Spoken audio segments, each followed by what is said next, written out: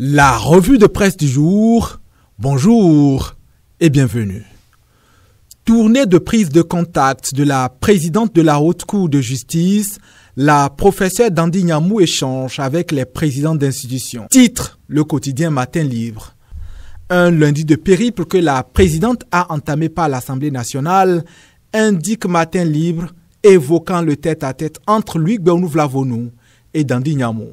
Entrevue qui, selon le journal, aura duré une trentaine de minutes et qui a permis aux deux personnalités de faire le tour d'horizon des questions touchant les deux institutions.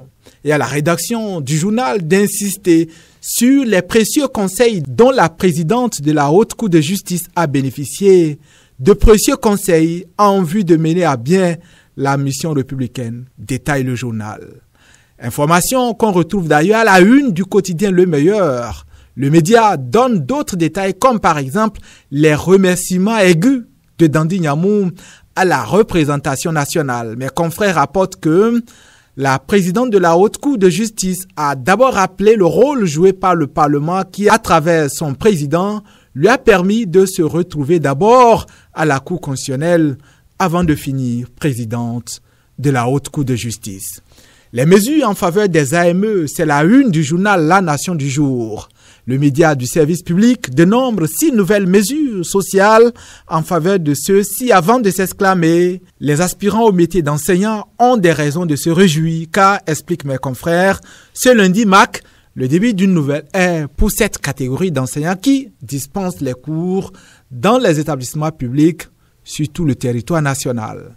Paiement 12 mois sur 12, 20 000 francs CFA de primes par mois, la réintégration des AME suspendue pour incitation à la grève, une assurance santé, des congés de maternité pour femmes, AME, exemption de frais de scolarité aux enfants de la catégorie d'enseignants, les égards du gouvernement au profit des AME, une démarche en adéquation avec les efforts entamés au profit des fonctionnaires en général qui ont vu leurs conditions s'améliorer avec plusieurs actes posés par le gouvernement.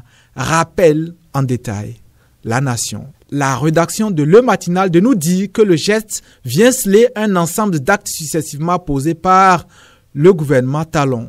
La dernière décision, malgré d'éventuelles insuffisances, est une solution qui vaut son pesant d'or et le gouvernement ne dort visiblement pas sur ses lauriers, mais s'échine à trouver la meilleure alchimie pour une solution structurelle, écrit Le Matinal.